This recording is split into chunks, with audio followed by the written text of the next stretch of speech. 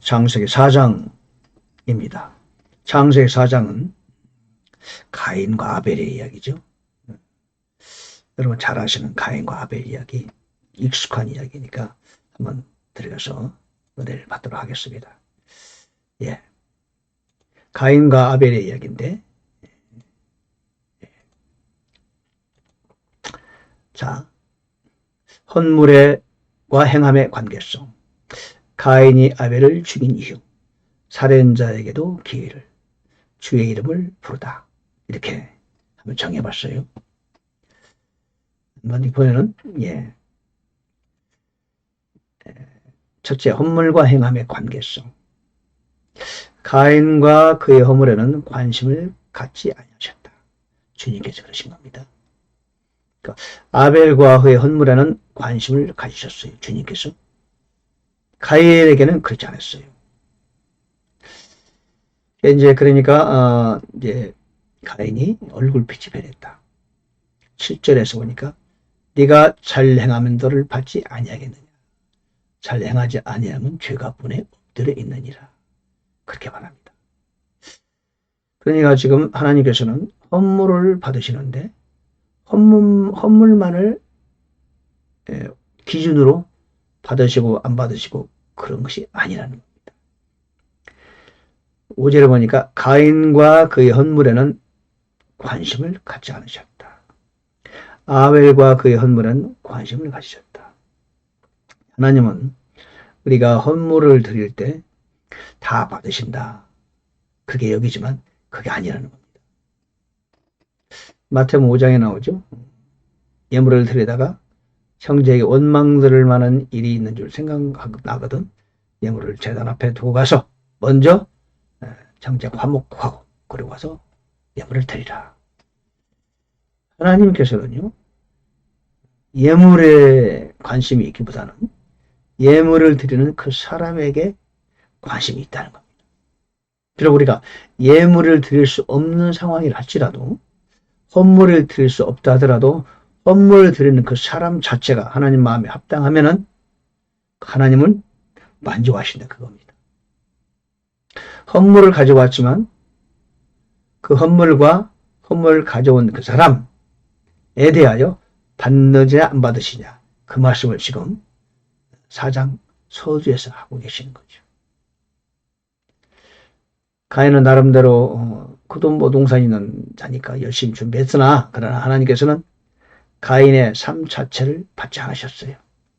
그러니까 헌물에도 역시 관심이 없으시죠. 안 받으셨어요. 로마서 12장 1절에서 말하잖아요. 내가 하나님의 긍휼하심을 힘입어 너에게 간청하노니 너희는 하나님께서 받으실 만한 너희 몸을 산 제물로 드리라. 즉 살아있는 희생물로 드리라. 이것이 합당한 섬김이다. 영적 예배다. 하나님께 지금 가인과 아벨도 예배를 드리는 거예요. 경배하는데 하나님이 안 받으세요. 왜? 하나님은 사람을 받으시기 원하시는 거다.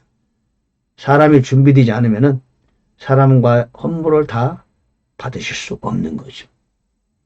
그러니까 세상에서 막 살다가 교회에 와가지고 주여 주여 오히려 그것을 하나님은 가증히 여기세요. 이스라엘 백성들이 포로로 잡혀갔다 온 다음에 말라기야 나오잖아요. 그죠? 그거 오히려 차라리 성전문을 닫으면 좋겠다. 주님 그러셨어요. 이 하나님께서 받으시는 것은 관심을 가지는 것은 그 사람에 관하여 관심이 있으시다.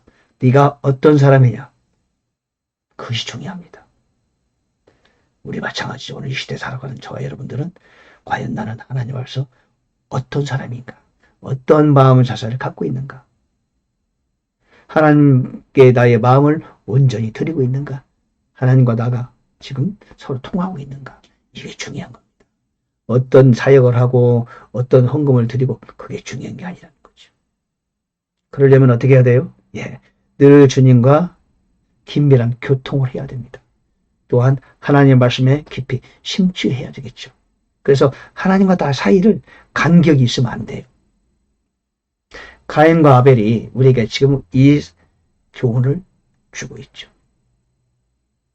아벨은 하나님이 받으실 만한 그런 행동, 그런 행함이 있었으나 가인은 그러지 못했어요. 그래서 하나님은 가인과 더불어 그의 헌물 자체에도 관심을 갖지 않았다. 그러니까 그게 얼굴빛이 변했어요. 분을 냈단 말이죠, 가인이. 벌써 보면 알잖아요. 하나님이 헌물을 안 받으시면, 어이구, 왜 헌물을 안 받으셨을까? 내가 뭐 잘못이 있었을까? 자신을 살펴야 되는데, 분을 냈어요. 싸가지가 틀렸잖아요.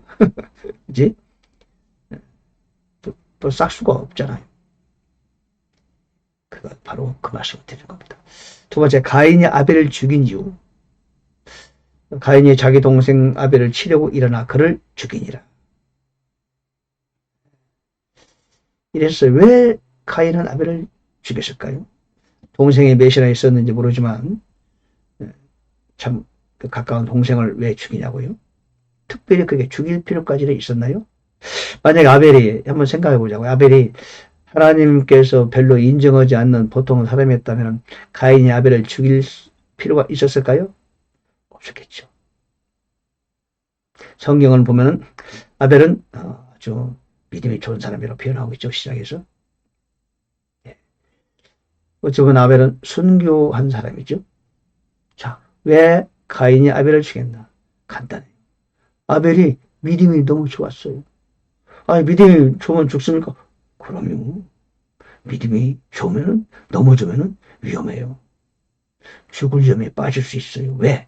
세상이 그를 죽여요. 세상이 현재는 사단에 속해 있기 때문에 믿음이 너무 출중하게 되면은 모든 세상의 사람들이 그를 원수 취급해요. 그래서 초대교회 때, 카타콤 시대 때 믿음 있는 수많은 사람들이 카타콤 시대에 동굴에 숨어서 목숨을 연명을 겨우겨우 했어요. 로마의 왕들이 모두 다 그 믿음 있는 사람들 다 죽이려고 불을 켜고 다녔죠. 사도 바울도 믿음이 너무 좋아서 그것 때문에 죽은 거예요. 12 제자도 모두 다 요한을 빼놓고는 다 믿음이 너무 좋아서 믿음이 좋은 것 때문에 죽은 거예요. 아벨은요, 마찬가지. 믿음이 너무 좋아서 죽었어요. 간단해요, 답은. 네, 세상이 우리를 감당하지 못해요. 우리를 이길 수가 없어. 극복할 수 없기 때문에 우리를 죽이려고 드는 거예요. 네. 내가 순교당했다. 그러면 참 믿음이 너무 좋다는 뜻이죠. 사도 바울도 그렇게 죽었고 기독교 2000년 역사 속에서 믿음이 너무 좋으면은 세상에서 분리되고 딱 죽기 안 맞아요. 아주 그게 축복이죠. 네. 가인이 아벨을 죽인 이유는 간단해요. 그런 거예요. 물과 기름이요. 서로 원수예요. 일부러 원수 맺으려고 한 적도 없어요. 그러나 존재적으로, 운명적으로, 숙명적으로 원수가 되는 거예요. 예. 믿음이 좋게 되면은 자꾸만 교인에서까지도 핍박을 받아요. 세상에서는 오직 하겠습니까?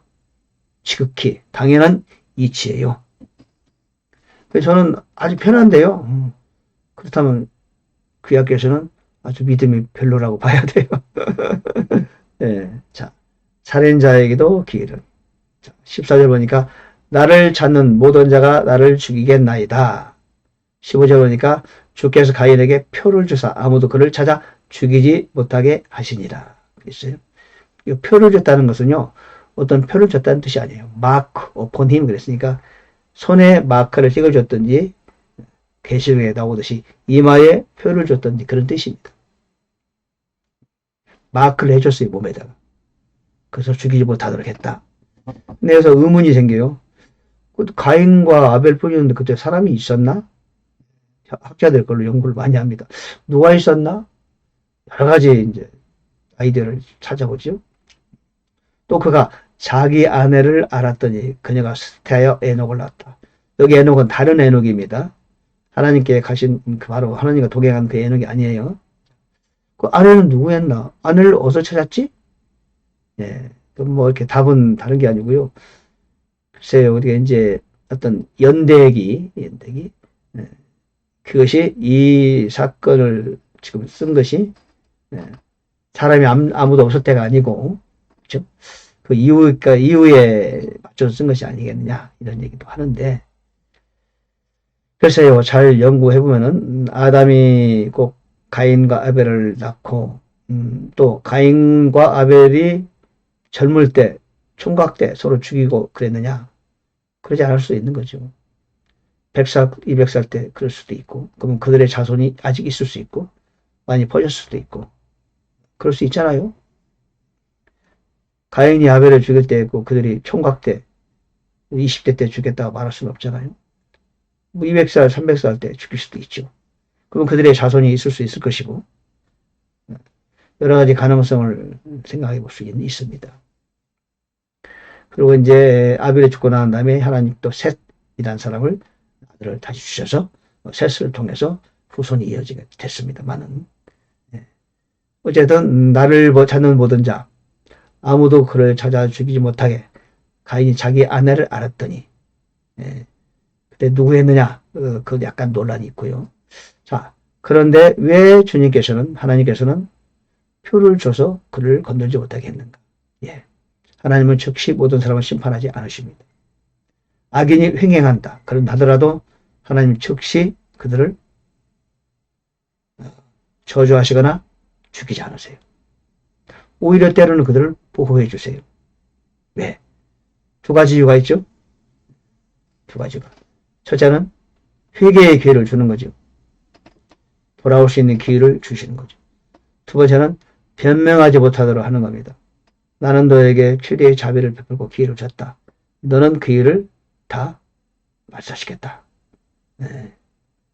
스스로 길을 잃어버렸다. 하나님이 이제 변명하지 못하도록 기회를 주는 것이고, 비록 살인자를 할지라도 여전히 그들의 미래를 하나님 알지만 그래도 기회를 주시는 분이시다. 하나님은 그런 분이시다. 자비로운 하나님이시다. 저와 여러분이 커다란 죄를 짓는다 할지라도 하나님은 금방 심판하지 않으세요. 금방 징벌하지 않으세요. 여전히 기회를 주십니다. 충분한 기회를 주세요. 그러므로 우리가 잘못하면 빨리 회개하고 돌이켜야 됩니다. 자, 네 번째, 주의 이름을 부르다. 나오죠? 셋에게도 아들이 태어나며 그가 그의 이름을 에노스라 하였으며 그때 사람들의 주의 이름을 부르기 시작하였더라. 가인이 죽인 아벨 대신 하나님께서 씨를 주셨는데 그 이름이 셋이라는 사람이죠. 셋. 우리는 모두 셋의 후손이에요. 그때 사람들의 주의 이름을 부르기 시작하였더라. 왜 그때 사람들이 주의 이름을 불렀을까요? 어떤 학자들은 그래, 이 주의 이름을 부른 것이 진정한 하나님의 이름을 부른 게 아니다. 그들이 각자 원하는 신의 이름을 불렀을 것이다. 이렇게 말하는 사람이 있지만 우리는 성경이 말한 그대로 하나님의 이름을 부르기 시작했다고 말해야 되겠죠.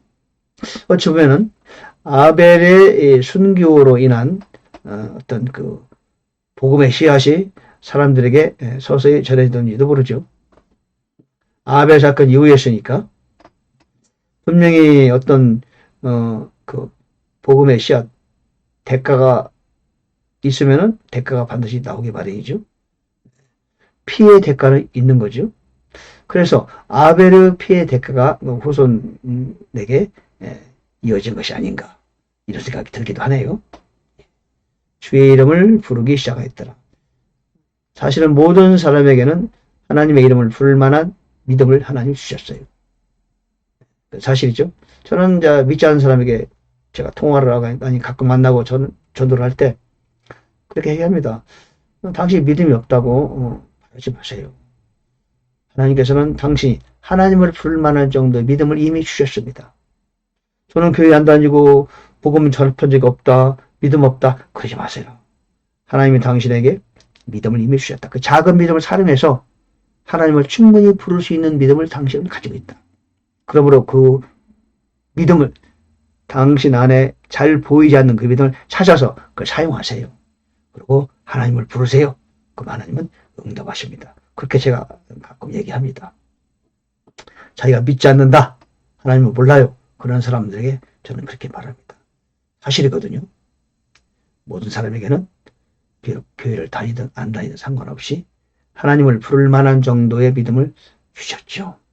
그러니까 핑계할 수가 없는 거예요. 자, 오늘은 가인의 아벨, 가인과 아벨 이야기를 같이 살펴봤습니다. 예. 우리가 만약에 아벨 같은 사람이라면 세상에서 결코 인정받으려는 생각은 말아야 돼요. 우리 인정 안 해줘요. 처음에는 인정해주는 듯 하지만 그러나 기대하지 마십시오.